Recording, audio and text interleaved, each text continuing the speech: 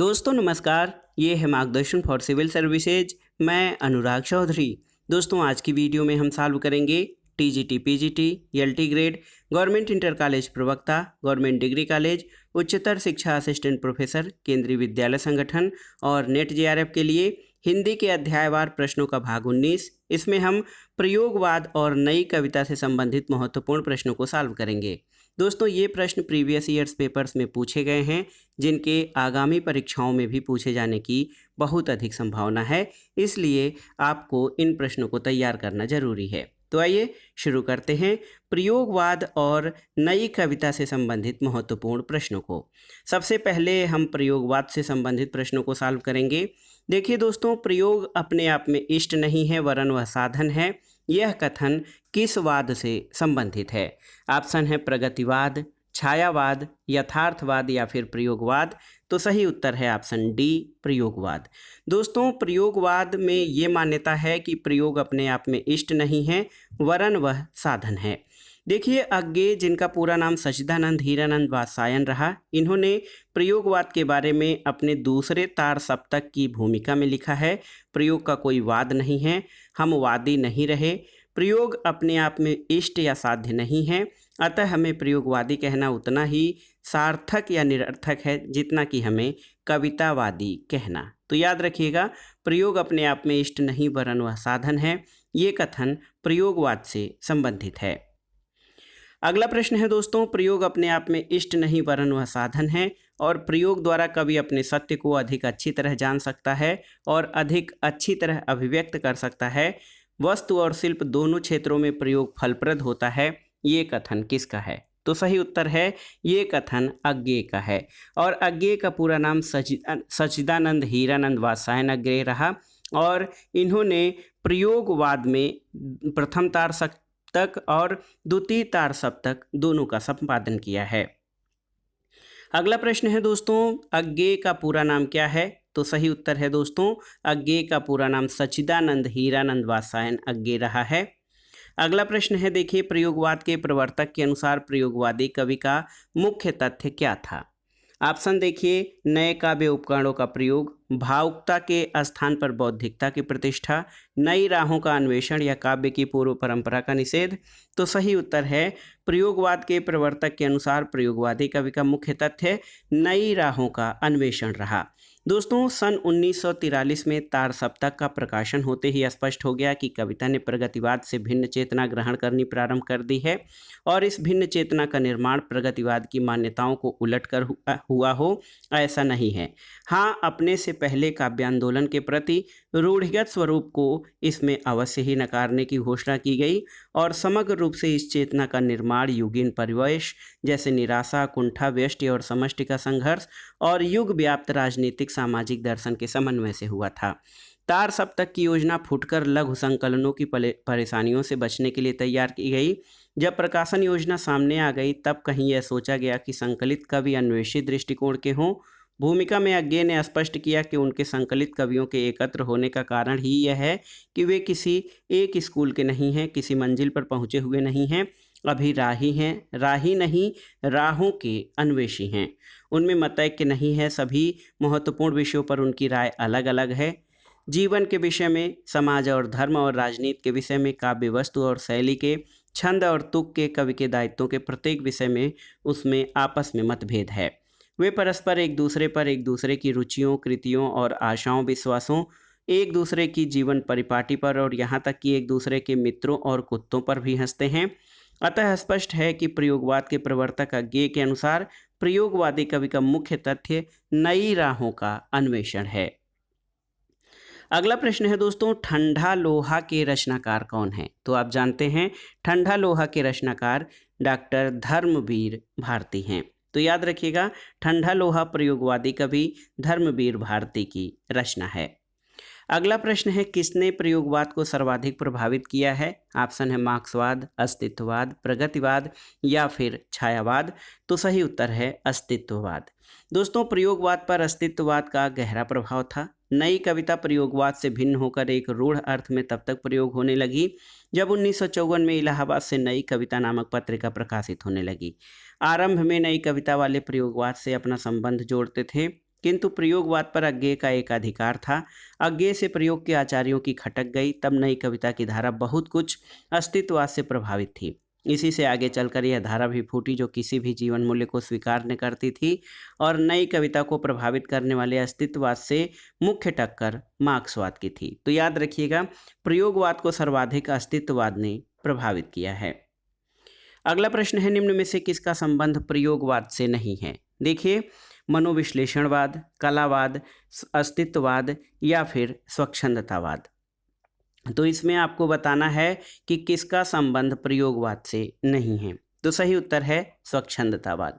दोस्तों, स्वच्छंदतावाद का संबंध छायावाद से है और मनोविश्लेषणवाद, कलावाद, अस्तित्ववाद ये सभी प्रयोगवाद से संबंधित हैं। अगले प्रश्न पर आते हैं, निम्नलिखित में से कौन सा एक कथन असत्य है? पहला कथन है कि प्रयोगवाद का जन्म तार सप्तक के प्रकाशन के साथ माना जाता है। बिल्कुल सही है। प्रयोगवाद में प्रयोग को इष्ट नहीं साधन माना गया है। सही है। प्रयोगवादी कविता ह्रासोन्मुख मध्यम वर्गीय समाज के जीवन का चित्र है। ये भी सही है। और नई कविता प्रयोगवाद का विकसित रूप नहीं है। ये आपका सही नहीं है, क्योंकि नई कविता नाम स्वतंत्रता के बाद लिखी गई उन कविताओं के लिए रूढ़ हो गया जो अपनी वस्तु छवि और रूप छवि दोनों में पूर्ववर्ती प्रगतिवाद और प्रयोगवाद का विकास होकर विशिष्ट हैं। इसलिए विकल्प डी असत्य है। शेष तीनों कथन ऊपर आपके सही हैं। अगला प्रश्न है दोस्तों, प्रयोगवाद की जन्मदात्री पत्रिका कौन सी है? तो सही उत्तर है, ये पत्रिका है प्रतीक। याद रखिएगा दोस्तों, प्रयोगवाद की जन्मदात्री पत्रिका प्रतीक है और प्रयोगवाद का मुख्य स्वर प्रतीक पत्रिका के प्रकाशन के साथ सुनाई दिया।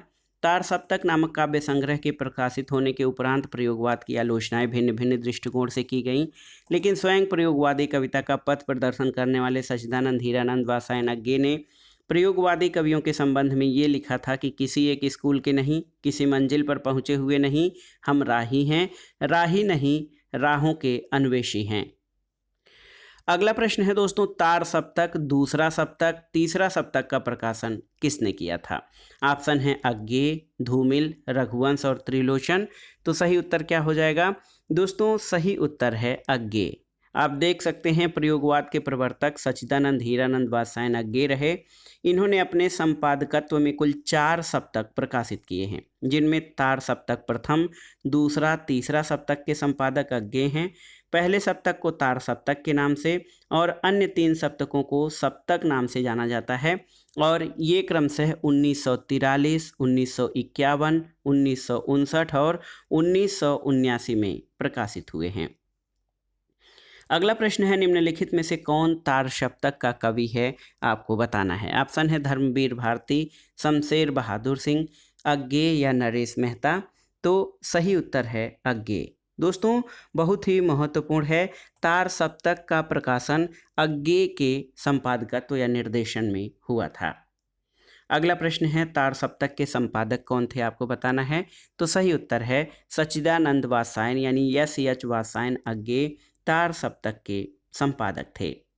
अगला प्रश्न है दोस्तों, तार सप्तक का प्रकाशन वर्ष क्या है? तो याद रखिएगा 1943। आप देखिए, पहला तार सप्तक 1943 में प्रकाशित हुआ था। अगले प्रश्न पर आते हैं, तार सप्तक का प्रथम बार प्रकाशन किस वर्ष में हुआ था? तो सही उत्तर है 1943 में। ऑप्शन सी आपका सही उत्तर हो जाएगा। दूसरा तार सप्तक कब प्रकाशित हुआ था? तो इम्पॉर्टेंट है 43, 51, 59 और 79। याद रखिएगा 43, 51, 59 और 79। तो दूसरा तार सप्तक 1951 में प्रकाशित हुआ था। ऑप्शन ए आपका सही उत्तर है। अगले प्रश्न पर आते हैं, तार सप्तक का प्रकाशन किस वर्ष में हुआ था? तो आप जानते हैं तार सप्तक 1943 में प्रकाशित हुआ था। तार सप्तक का प्रकाशन काल क्या है? तो 1943 यानी ऑप्शन ए 1943 तार सप्तक का प्रकाशन काल है। अगला प्रश्न है, तार सप्तक का प्रकाशन वर्ष क्या है? तो ये वर्ष है 1943। अगले प्रश्न पर आते हैं दोस्तों, तीसरा तार सप्तक कब प्रकाशित हुआ है? तो आप जानते हैं कि पहला तार सप्तक 1943 में, दूसरा 1951 में, तीसरा 1959 में और चौथा 1979 में प्रकाशित हुआ था। तो आप जान लीजिए कि तीसरा तार सप्तक दोस्तों 1959 में प्रकाशित हुआ था। ऑप्शन बी आपका सही उत्तर है। अगले प्रश्न पर आते हैं, प्रयोगवादी कवियों की रचनाएं किस सप्तक में संग्रहित हैं? तो सही उत्तर हो जाएगा प्रयोगवादी कवियों की रचनाएं दोस्तों तार सप्तक में संग्रहित हैं। हिंदी में प्रयोगवाद का जन्म सन 1943 में अज्ञे द्वारा संपादित तार सप्तक के प्रकाशन से माना जाता है और प्रयोगवादी कवियों की जो रचनाएं हैं वो तार सप्तक में संग्रहित हैं। तार सप्तक में 7 कवि शामिल हैं। प्रयोगवाद को प्रपद्यवाद और नई कविता के नाम से भी जाना जाता है। डॉक्टर गणपति चंद्रगुप्त ने इसे मुन्नी, युवती और बहू की संज्ञा दी। अज्ञे जी ने इसे राहों के अन्वेषी कहा है। कुछ महत्वपूर्ण तथ्य जो हैं आप देख सकते हैं। तार सप्तक 1943 के कवि, अगर याद करने का सूत्र जो है ये है अमुने गिरा प्रभा, यानी अ से अज्ञे, मु से मुक्तिबोध, ने से नेमिचंद्र, उसके बाद गिरजा, गी से गिरजा कुमार माथुर, रा से रामविलास शर्मा और प्र से प्रभाकर माचवे और भा से भारत भूषण अग्रवाल। तो ये अमुने गिरे प्रभा ये तार सप्तक प्रथम के कवि हैं। दूसरे तार सप्तक का जो 1951 में प्रकाशन हुआ था, इनके कवियों में शह भर सनद है। तो स से शमशेर बहादुर सिंह, ह से हरिनारायण व्यास, भ से भवानी प्रसाद मिश्र, र से रघुवीर सहाय, श से शकुंतला माथुर, न से नरेश मेहता और ध से धर्मवीर भारती। ये दूसरे तार सप्तक के कवि हैं। तीसरे तार सप्तक का प्रकाशन 1959 में हुआ था। इसके जो कवि हैं उनको याद करने के लिए केकुकी विप्रसम याद किया जाता है। तो केकुकी मतलब केदारनाथ सिंह, कुंवर नारायण, कीर्ति चौधरी। इसके अलावा देखिए विप्र विजय देव नारायण और प्रयाग नारायण त्रिपाठी, और सम का मतलब सर्वेश्वर दयाल सक्सेना और मदन वात्सायन। चौथा तार सप्तक दोस्तों, चौथा सप्तक 1979 में, इसके कवियों में श्री आरासुरा स्वन है। तो श्री राम वर्मा, अवधेश कुमार, राजकुमार कुंभज, सुमन राजे, राजेंद्र किशोर, स्वदेश भारती और नंद किशोर आचार्य ये चौथे सप्तक के कवि हैं। तो देखिए दोस्तों, तार सप्तक जो है ये पहला सप्तक जो है उसके बाद उसको तार सप्तक कहा जाता है। उसके बाद दूसरा सप्तक, तीसरा सप्तक और चौथा सप्तक कहा जाता है। अगला प्रश्न है दोस्तों, सर्वेश्वर दयाल सक्सेना किस सप्तक के कवि हैं? तो आप जानते हैं तीसरे तार सप्तक के कवि हैं सर्वेश्वर दयाल सक्सेना। अगला प्रश्न है, प्रयोगवाद का प्रवर्तक माना जाता है किसको? तो सही उत्तर है अज्ञे, जिनका पूरा नाम सच्चिदानंद हीरानंद वात्सायन था। इनको प्रयोगवाद का प्रवर्तक माना जाता है।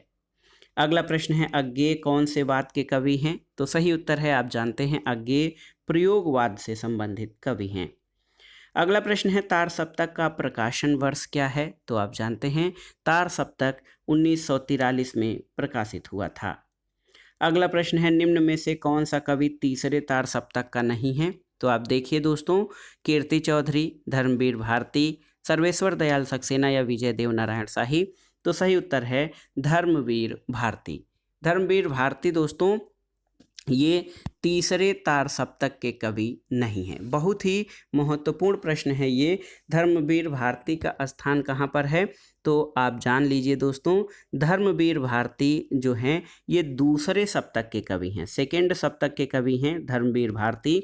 ये तीसरे तार सप्तक के कवि नहीं हैं।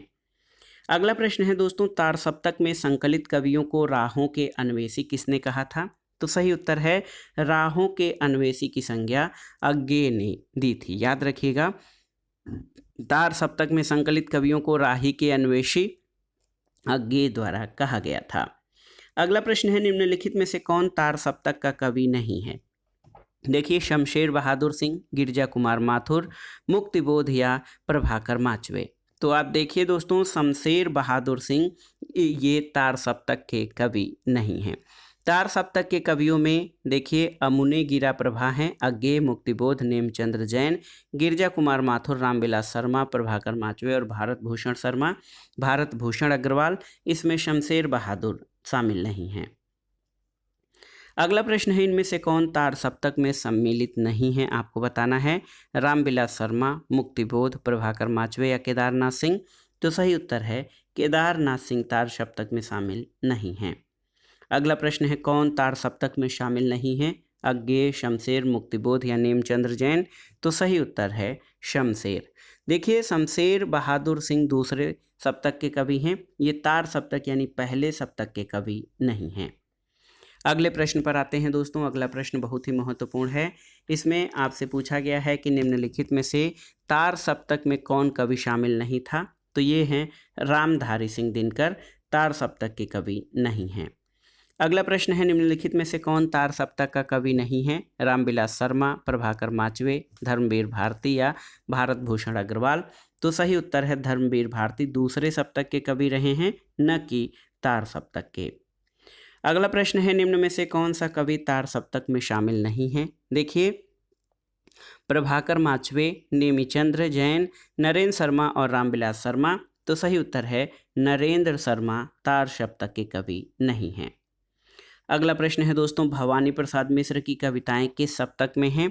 तो आप याद कर लीजिए, भवानी प्रसाद मिश्र की कविताएं द्वितीय सप्तक में शामिल हैं। अगला प्रश्न है निम्नलिखित में से कौन सा कवि दूसरा सप्तक में सम्मिलित नहीं था? आपको बताना है। देखिए भवानी प्रसाद मिश्र, शकुंतला माथुर, शमशेर बहादुर सिंह या मुक्तिबोध। तो सही उत्तर है मुक्तिबोध। मुक्तिबोध किस सप्तक में शामिल हैं? तो आप जानते भी हैं दोस्तों, मुक्तिबोध जो हैं ये आप जान लीजिए कि मुक्तिबोध का जो सप्तक है वो किस सप्तक में है? तो मुक्तिबोध तार सप्तक में, जो कि पहला सप्तक है जिसको तार सप्तक कहा है गया है, उसमें शामिल है। ये दूसरे सप्तक में शामिल नहीं है। अगला प्रश्न है निम्नलिखित में से कौन दूसरा सप्तक में शामिल नहीं है? देखिए दोस्तों, शमशेर बहादुर सिंह, नरेश मेहता, कुंवर नारायण और धर्मवीर भारती। तो सही उत्तर है कुंवर नारायण दोस्तों दूसरे सप्तक में शामिल नहीं हैं। अगला प्रश्न है इनमें से दूसरा सप्तक में संकलित कवि कौन है? तो आप देख सकते हैं रघुवीर सहाय दूसरे सप्तक में शामिल कवि हैं। अगला प्रश्न है दोस्तों, 1951 में प्रकाशित दूसरा सप्तक में कौन सी कवित्री शामिल थीं? तो सही उत्तर है शकुंतला माथुर। 1951 में जो दूसरा सप्तक प्रकाशित हुआ था, इसमें शकुंतला माथुर कवित्री थीं जो कि शामिल थीं। अगला प्रश्न है केदारनाथ सिंह किस सप्तक के संकलित कवि हैं? तो सही उत्तर है तीसरे सप्तक के संकलित कवि केदारनाथ सिंह हैं। अगला प्रश्न है नई कविता के तीसरे सप्तक के कवि कौन हैं? तो आप जानते हैं नई कविता के तीसरे सप्तक के कवि केदारनाथ सिंह हैं। अगला प्रश्न है चौथे सप्तक में संकलित कवित्री कौन है? तो आप जानते हैं दोस्तों चौथे सप्तक में संकलित कवित्री सुमन राजे हैं और दूसरे सप्तक में शकुंतला माथुर शामिल रही हैं। अगला प्रश्न है तार सप्तक में कौन सा कवि शामिल नहीं है? ऑप्शन देखिए भारत भूषण अग्रवाल, मुक्तिबोध, नेमीचंद्र जैन और रघुवीर सहाय। तो रघुवीर सहाय तार सप्तक में शामिल नहीं थे। अगला प्रश्न है दोस्तों तार सप्तक का संबंध किस काव्य धारा से है? आपको बताना है। तो सही उत्तर है प्रयोगवाद से संबंधित है तार सप्तक और तार सप्तक का संपादन अज्ञेय द्वारा किया गया था। अगला प्रश्न है दोस्तों सागर मुद्रा इनमें से किसकी कृति है? देखिए तो सही उत्तर है सागर मुद्रा प्रयोगवादी कवि अज्ञेय द्वारा रचित काव्य कृति है और अज्ञेय तार सप्तक के संपादक और प्रयोगवाद के जनक हैं। इन्हें आंगन के पार द्वार काव्यकृत पर साहित्य अकादमी और कितनी नावों में कितनी बार काव्यकृत पर ज्ञानपीठ पुरस्कार दिया गया था। विशाल भारत, प्रतीक, नया प्रतीक, दिनमान पत्रिकाओं का इन्होंने संपादन भी किया है। अज्ञेय की प्रमुख काव्यकृतियों में सदा नीरा, नदी की बांक पर छाया, पहले मैं सन्नाटा बुनता हूँ, महावृक्ष के नीचे, अरियो करुणा प्रभावें, इत्यलम और बावरा अहेरी शामिल हैं। अब आइए अगले प्रश्न पर आते हैं दोस्तों बसंती हवा कविता के रचयिता कौन हैं? बहुत ही महत्वपूर्ण पुस्तक है ये बसंती हवा कविता। तो आप याद कर लीजिए दोस्तों बसंती हवा केदारनाथ अग्रवाल द्वारा रचित कविता है। बसंती हवा केदारनाथ अग्रवाल द्वारा रचित कविता है। अगला प्रश्न है कविता की कुछ पंक्तियां हैं। अगर मैं तुमको ललाती सांझ के नभ की अकेली तारिका अब नहीं कहता। तो उक्त काव्य पंक्तियों के रचनाकार कौन हैं? तो सही उत्तर है ये काव्य पंक्तियां सच्चिदानंद हीरानंद वात्स्यायन अज्ञेय द्वारा लिखित हैं। अगला प्रश्न देखते हैं दोस्तों आत्महत्या के विरुद्ध कविता संकलन के कवि कौन हैं? तो सही उत्तर है रघुवीर सहाय। आत्महत्या के विरुद्ध कविता संग्रह के कवि रघुवीर सहाय हैं। ये अज्ञे द्वारा संपादित दूसरे सप्तक के प्रमुख कवि भी हैं।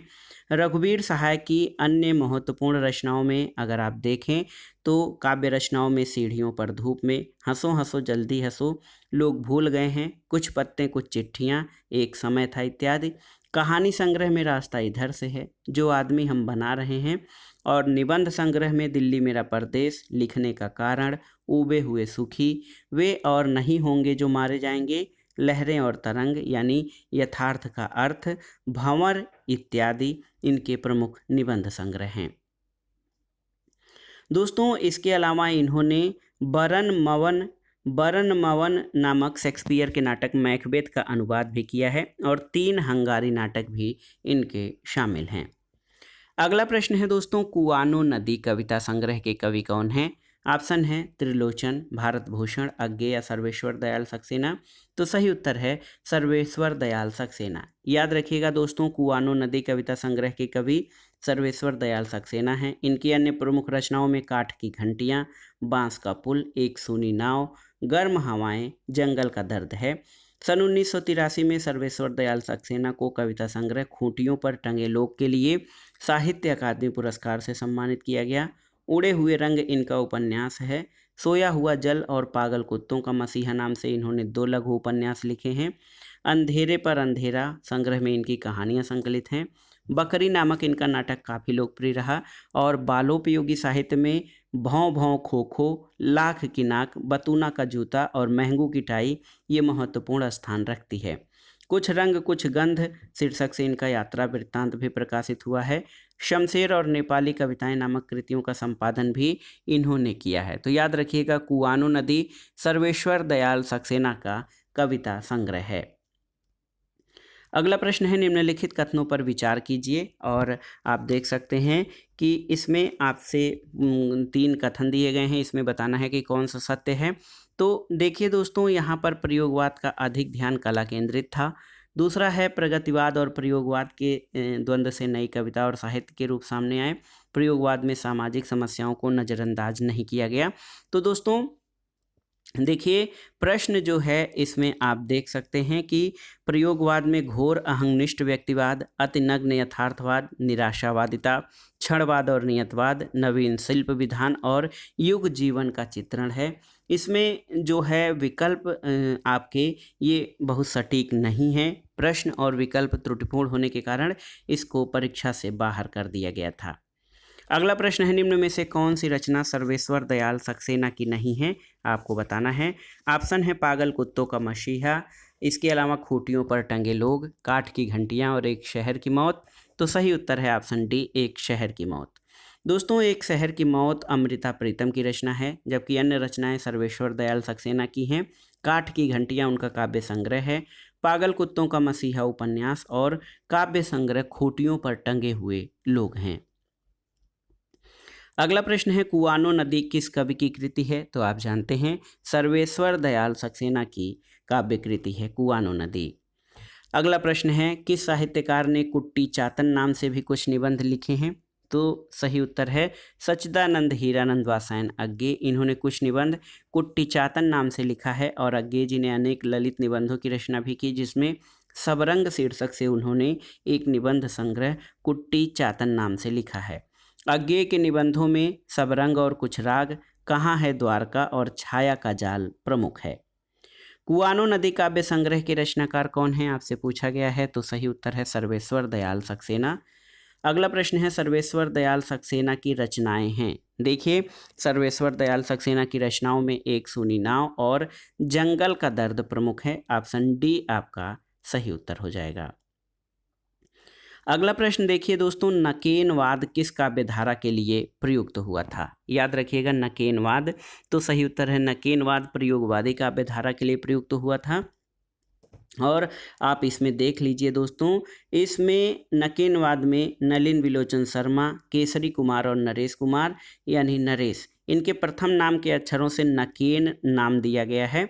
तो नकेनवाद हिंदी साहित्य में प्रयोगवादी काव्यधारा के लिए प्रयोग किया जाता है और प्रयोगवाद की स्पर्धा में बिहार के नलिन विलोचन शर्मा, केसरी कुमार और नरेश कुमार के द्वारा अपने अपने नाम के प्रथम अक्षरों से नकेन काव्यधारा प्रारंभ की गई और नकेन को प्रपद्यवाद भी कहा जाता है। नकेनवादी अपने को वास्तविक प्रयोगवादी मानते हैं और नकेनवाद व अज्ञेय द्वारा प्रवर्तित प्रयोगवाद में केवल साध्य साधन का अंतर है। नकेनवाद ने प्रयोगवाद को स्पष्ट करते हुए प्रपद्य द्वादश सूत्री यानी 12 सूत्र और प्रपद्य अष्टदश सूत्री यानी 18 सूत्र रखा था। अगला प्रश्न है दोस्तों, नकेनवाद नामक साहित्यिक आंदोलन के अग्रणी कौन हैं? तो उत्तर है नलिन विलोचन शर्मा, केसरी कुमार और नरेश। ये नकेनवाद के अग्रणी जो है नकेनवाद के प्रतिपादक हैं। अगला प्रश्न इसी से है दोस्तों, नकेनवाद के प्रवर्तक कवि कौन थे? तो सही उत्तर है नलिन विलोचन शर्मा, केसरी कुमार और नरेश। ये नकेनवाद के प्रवर्तक कवि थे। अगला प्रश्न है, इनमें से कौन सा कवि नकेनवाद से संबंधित है या जुड़ा हुआ है? तो इसमें आप देखिए नकेनवाद से नलिन विलोचन शर्मा, केसरी कुमार और नरेश। तो यहाँ पर ऑप्शन ए आपका सही उत्तर हो जाएगा। अगला प्रश्न है दोस्तों, इनमें से कौन प्रपद्यवाद से संबंधित नहीं है? देखिए नलिन विलोचन शर्मा, प्रयाग नारायण त्रिपाठी, नरेश और केसरी कुमार। तो इसमें आप देख सकते हैं प्रयाग नारायण त्रिपाठी ये प्रपद्यवाद से संबंधित नहीं है। ऑप्शन बी आपका सही उत्तर है। अगला प्रश्न है दोस्तों, घोर अहंनिष्ठ व्यक्तिवाद किस काव्यधारा की प्रवृत्ति है? आपको बतानी है। तो घोर अहंनिष्ठ व्यक्तिवाद आपसे पूछा गया है कि किस काव्यधारा की प्रवृत्ति है। ऑप्शन है छायावाद, प्रगतिवाद, प्रयोगवाद या इनमें से कोई नहीं। तो सही उत्तर है प्रयोगवाद। आप देख सकते हैं दोस्तों प्रयोगवादी कविता की जो प्रमुख प्रवृत्तियां हैं, इसमें समसामयिक जीवन का यथार्थ चित्रण, घोर अहंनिष्ठ व्यक्तिकता, विद्रोह का स्वर, लघुमानों की प्रतिष्ठा, अनास्थावादी और संशयात्मक स्वर, आस्था और भविष्य के प्रति विश्वास, ये प्रयोगवादी कविता की विशेषताएं हैं।